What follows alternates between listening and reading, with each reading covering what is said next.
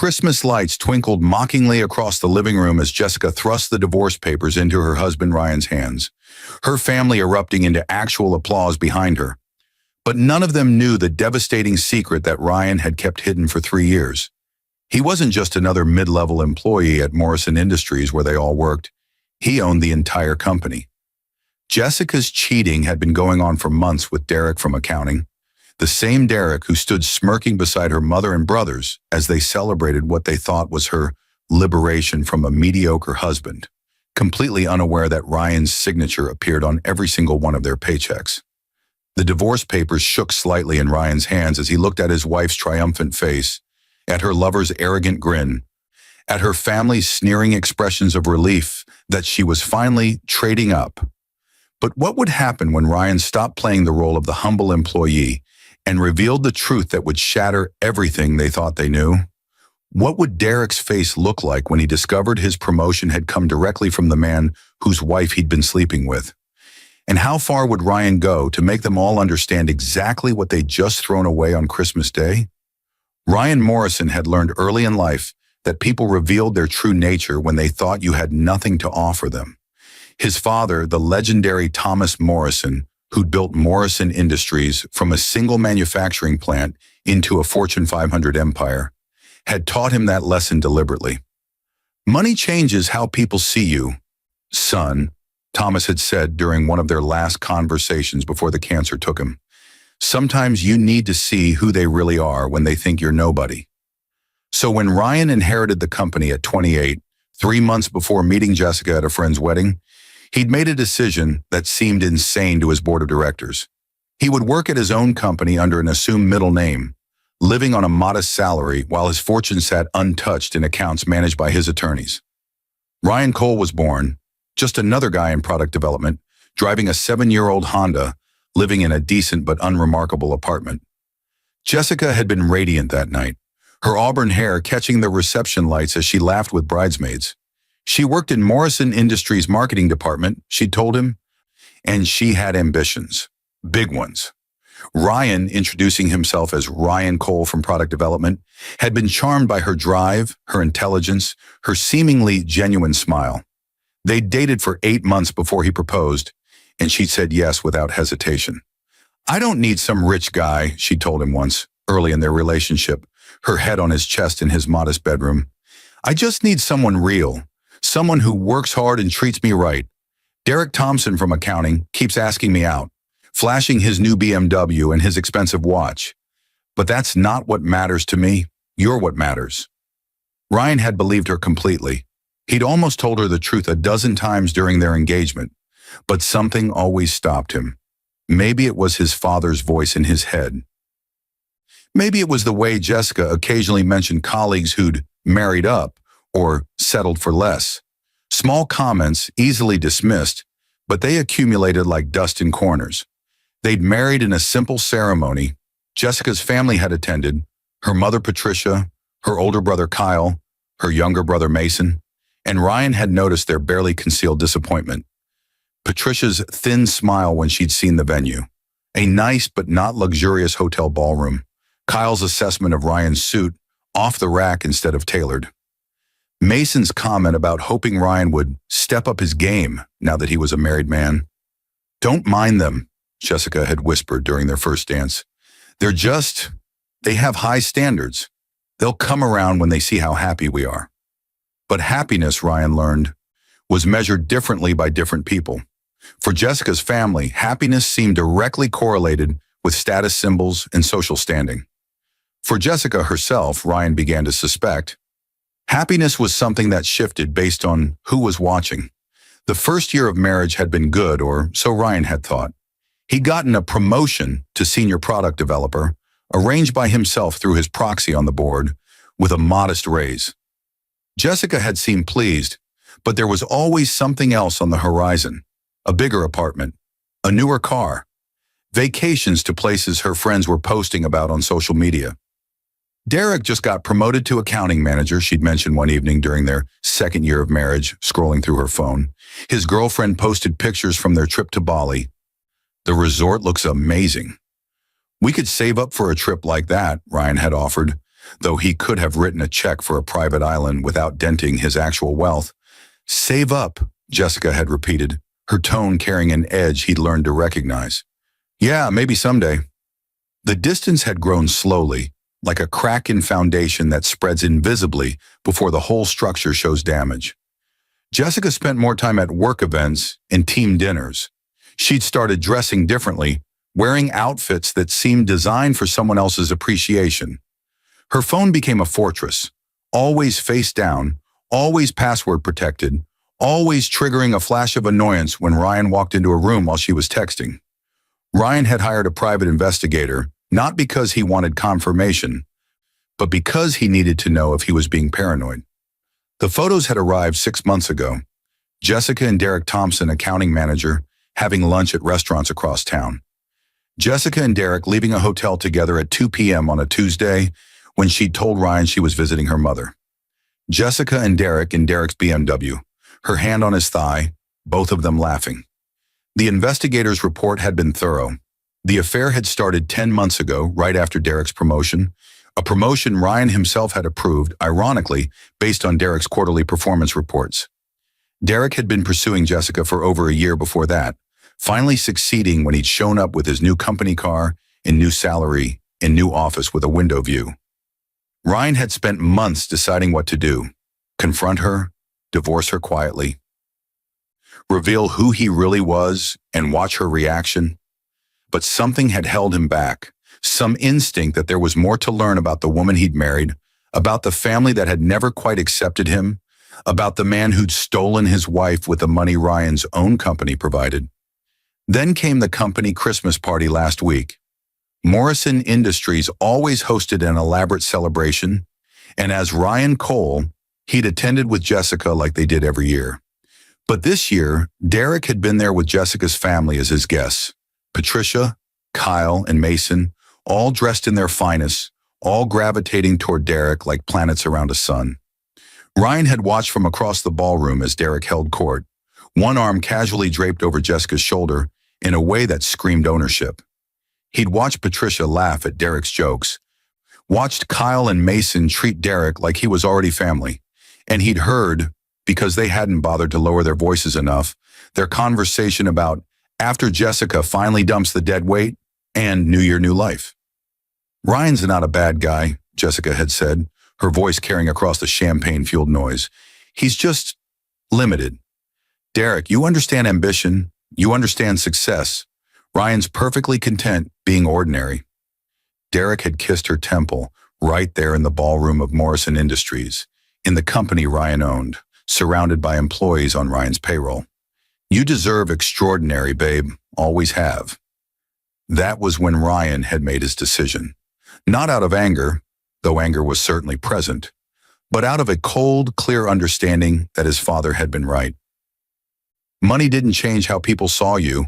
It revealed how they'd always seen you and how they'd treat you if circumstances were different. Ryan had spent the last week preparing meticulously. He'd consulted with his attorney, with his HR director, a woman named Helen Carstairs, who was one of 3 people in the company who knew his true identity, and with his accountant. Everything needed to be perfectly legal, perfectly timed, and perfectly devastating. Christmas Eve arrived with snow forecast and holiday music playing in every store. Ryan had come home from work to find Jessica in the kitchen, her phone pressed to her ear, laughing in that particular way she used to laugh with him. She'd ended the call quickly when she saw him. "My mom," she'd said, "just coordinating for tomorrow." "Right," Ryan had replied. "Christmas at your mother's house. Should I bring anything?" Jessica's expression had flickered with something, guilt, anticipation, before settling into practiced pleasantness. "Just yourself. Mom's handling everything." But Ryan knew the truth. His investigator had provided the final report yesterday. Jessica planned to serve him divorce papers at Christmas dinner in front of her whole family, with Derek present as her support system. It was meant to humiliate him, to demonstrate her moving on to bigger and better things, to celebrate her liberation with the people who'd always thought she'd married beneath her station. Ryan had smiled and kissed her forehead. Sounds perfect. Now standing in Patricia's living room with those divorce papers in his hands and Jessica's family applauding Like this was some kind of victory, Ryan felt an almost surreal calm. The Christmas tree lights blinked in their program sequence. A Nat King Cole song played softly from Patricia's expensive sound system. Purchased, he happened to know, with a bonus from Morrison Industries. The whole scene was so carefully orchestrated, so performed for maximum impact. Jessica stood with her arms crossed, chin raised, looking at him with something between pity and triumph. Derek stood beside her, one hand possessively on her lower back, wearing a smirk that Ryan wanted to photograph for posterity.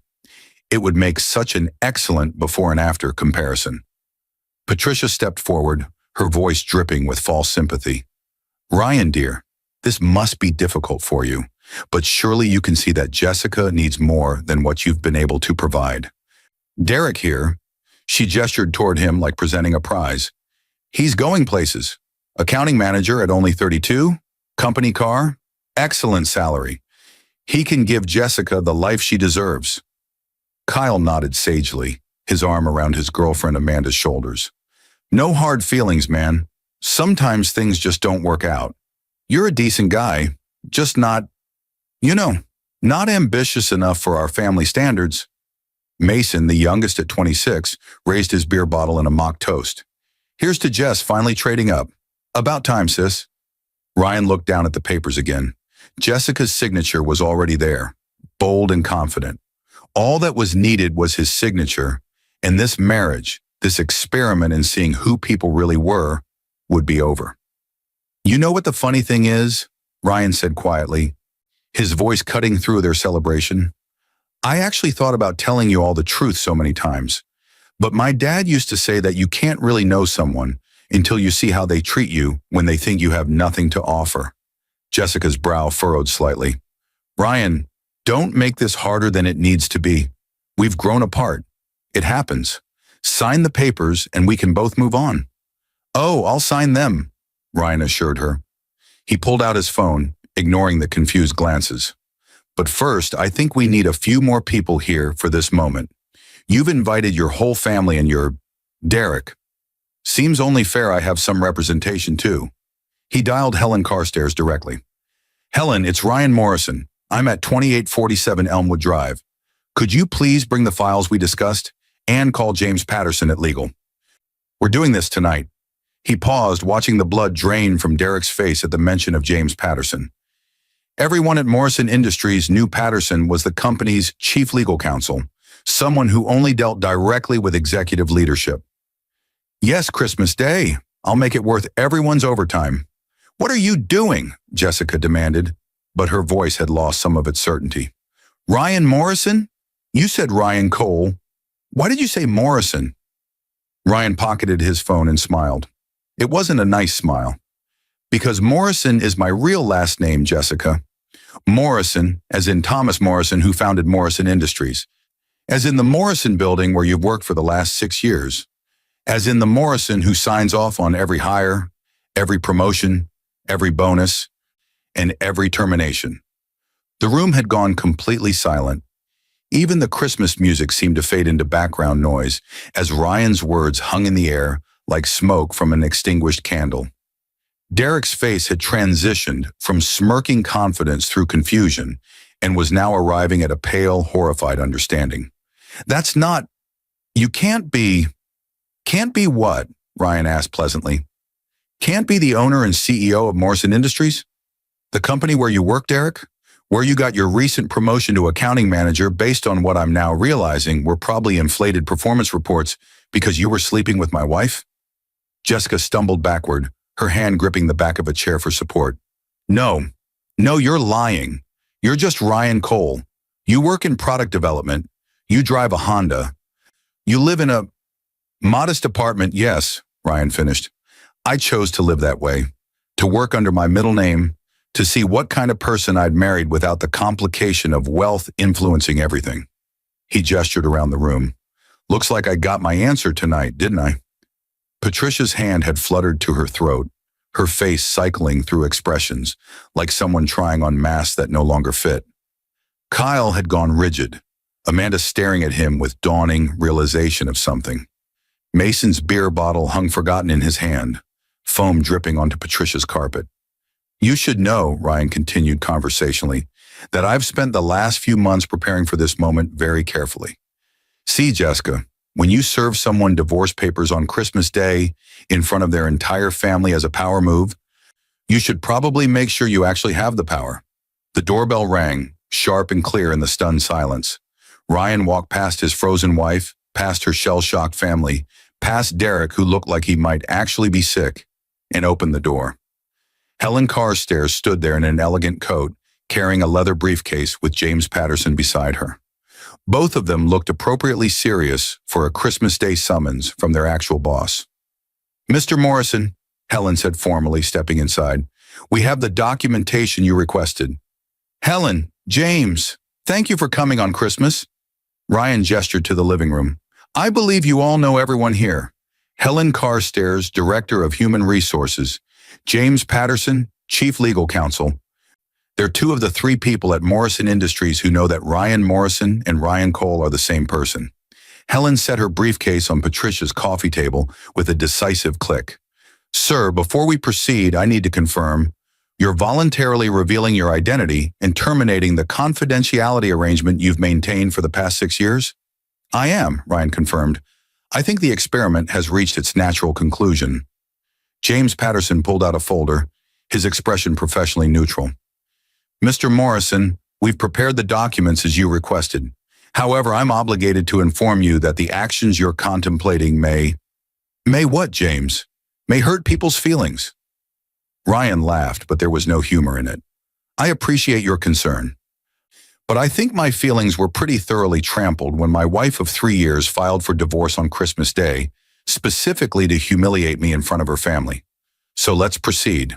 He turned back to the room where Jessica had sunk onto the couch, her face in her hands. Derek stood frozen by the fireplace. All his swagger evaporated. Patricia, Kyle, and Mason clustered together like survivors of a shipwreck, clinging to each other as their world rearranged itself around them.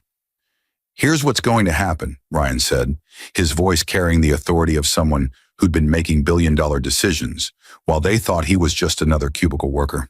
"Jessica, I'll sign your divorce papers. You want out? You're out.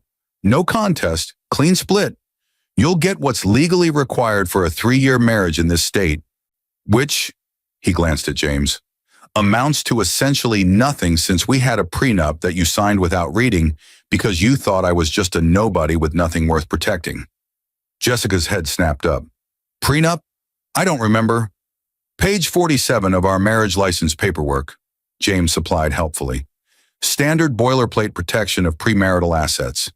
Your attorney at the time advised you it was fine to sign since Mr. Morrison, identifying himself as Ryan Cole at the time, appeared to have minimal assets. Ironically, it's one of the most ironclad prenups I've ever seen because it protects approximately $800 million in personal wealth." The number hung in the air like a bomb blast. Jessica's mother actually gasped audibly. "800, Jessica whispered. "Million?" "Give or take," Ryan confirmed. "The stock portfolio fluctuates. Now, Derek." He turned his attention to the man who'd been sleeping with his wife. "Derek Thompson, accounting manager, company car, nice office, salary of—" "What is it now, Helen?" Helen consulted her tablet.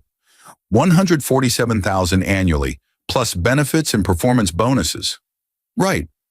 All provided by me, through my company, the company where you've been having sex with my wife, in hotels paid for, with expense accounts I ultimately authorize." Ryan smiled that terrible smile again. "I have a question, Derek. When you got your promotion 6 months ago, did you actually believe it was because you were good at your job? Or did some part of you suspect that maybe, just maybe, you got it because someone was helping you along?" Derek's mouth opened and closed. No sound came out. "I'll answer for you," Ryan said. "You got the promotion because your performance reports were actually quite good. You're decent at your job, Derek. Not exceptional, but decent. Under normal circumstances, you probably would have made manager in another year or two. But Jessica started sleeping with you right after you got the promotion, didn't she? Because suddenly you had the status symbols she cared about. The car, the salary, the office." "Ryan, please," Jessica tried, tears streaming down her face now. "I didn't know. I never knew. If I'd known who you really were, then you would have acted completely differently, Ryan finished. Yes, Jessica, I know. That's exactly the point. That's what I learned about you tonight. About all of you. His gaze swept across her family. Patricia, you work in Morrison Industries' HR department. Kyle, you're in facilities management. Mason, you're in IT support. All of you have jobs at my company. All of you have been cashing paychecks with my signature on them, indirectly but still mine, while treating me like I was beneath your family's standards. Patricia found her voice thin and trembling. We didn't. How were we supposed to know? You weren't, Ryan said flatly. That was the entire point.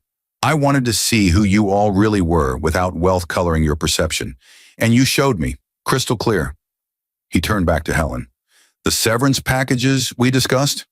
Helen pulled out several envelopes. Prepared as requested, Mr. Morrison. Standard severance for all 4 employees, based on their years of service and positions. You're firing us? Kyle asked, his voice breaking. On Christmas? I'm not firing you, Ryan corrected. I'm offering you a choice. Helen, please explain. Helen straightened, her professional mask firmly in place. Per Mr. Morrison's instructions, each of you is being offered a severance package equivalent to 6 months' salary, plus accumulated vacation pay, plus continued health benefits for 90 days. In exchange, you'll resign from Morrison Industries, effective immediately, and sign a standard non-disclosure agreement regarding this evening's events. Alternatively, you may continue your employment, but you'll report to new supervisors under restructured departments with modified responsibilities.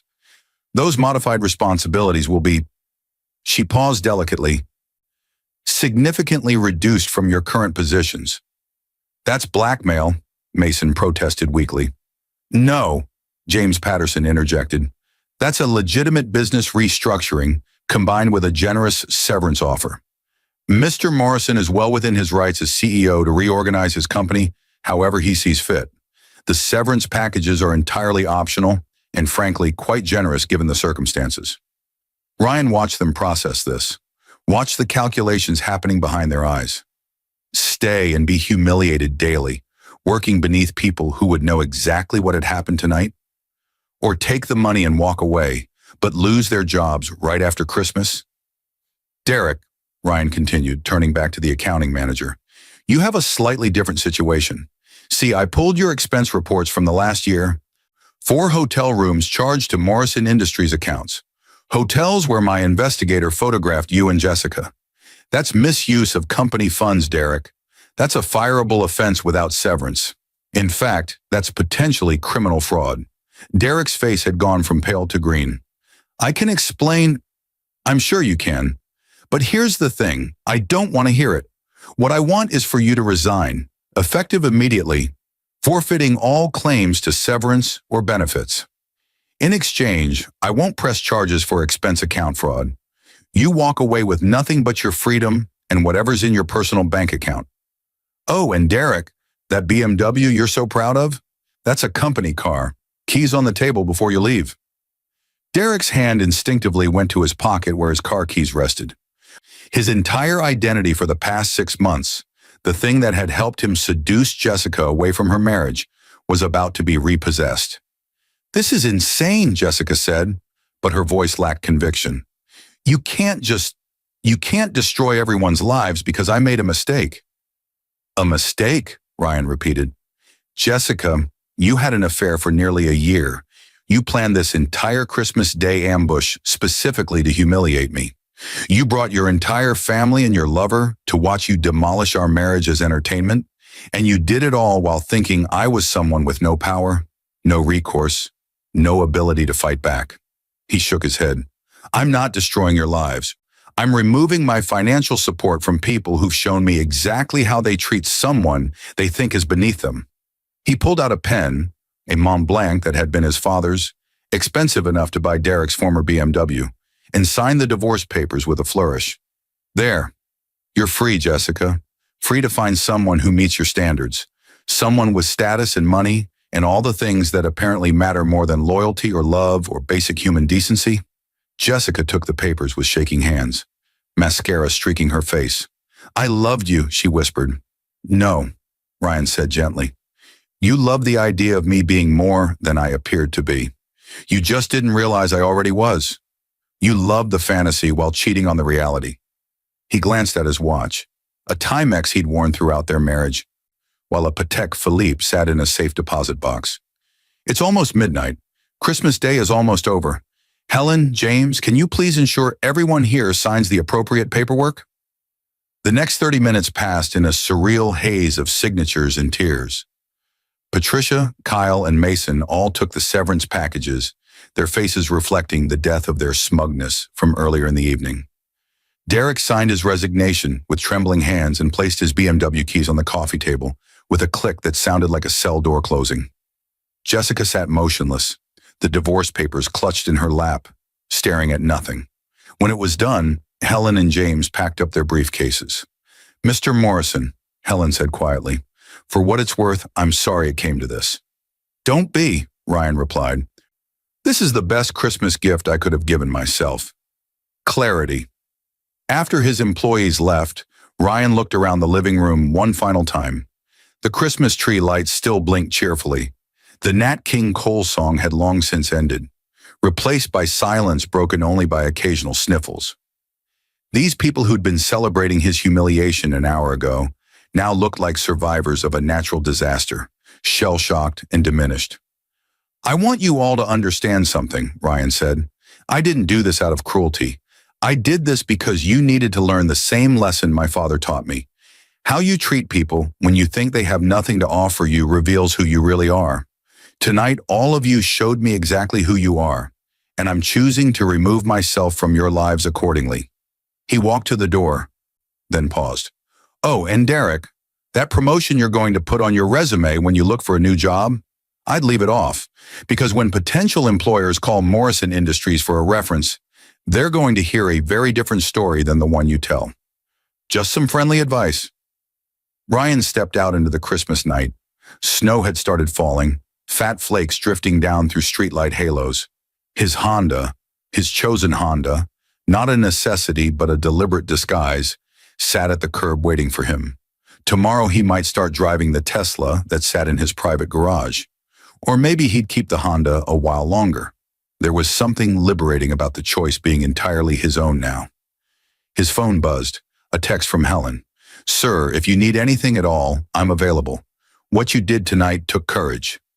Your father would have been proud." Ryan smiled, a real smile this time, and typed back, "Thank you, Helen. Merry Christmas." As he drove away from Patricia's house, away from the wreckage of his marriage and the exposure of people's true natures, Ryan felt something he hadn't felt in years: freedom. The freedom that comes from knowing exactly where you stand. The freedom that comes from stripping away pretense and seeing reality clearly. Behind him, in that living room decorated for a celebration that had turned into a reckoning, Jessica sat holding divorce papers from a man she'd never really known. A man she'd betrayed because he seemed ordinary, because he seemed safe, because he seemed like someone whose heart could be broken without consequence. She'd been wrong about all of it. And now, as her family silently gathered their things and Derek called an Uber because his BMW was no longer his, Jessica understood with devastating clarity what she'd actually lost tonight. Not just a marriage, not just financial security, but the love of a man who'd been wealthy enough to give her anything, but who'd valued her authenticity more than her ambition. A man who'd tested her without her knowing and watched her fail every single test. The divorce papers in her hands weren't just the end of a marriage. They were a report card showing exactly what she valued, exactly who she was when she thought no one important was watching. And she'd failed, spectacularly, on Christmas Day in front of everyone who mattered to her. As Ryan drove through the snowy night toward his real apartment, the penthouse downtown that no one from his other life knew about, he thought about his father's last words to him. "Sometimes, son, the greatest gift you can give yourself is the truth about the people around you, even when that truth hurts." Tonight he'd given himself that gift, and tomorrow when the shock wore off and the reality settled in, everyone in that living room would understand exactly what they'd thrown away. Ryan turned on the radio. Silent Night played softly as snowflakes danced in his headlights. He sang along, his voice steady and calm, driving toward a future that was entirely his own again. Somewhere behind him, Jessica was probably crying. Derek was probably panicking. Patricia, Kyle, and Mason were probably arguing about whose fault this was. But Ryan? Ryan was finally, truly free. And that was worth more than all the money in his accounts, all the power in his position, all the revenge he could have taken but didn't need to. Because the best revenge he'd learned wasn't destroying them. It was simply walking away and letting them destroy themselves with their own shallow values and broken choices. The snow fell heavier now, covering the city in white. A fresh start, a clean slate. Ryan smiled and drove on into his new life, leaving the old one buried under Christmas snow, along with the people who'd never deserved to be part of his real story anyway.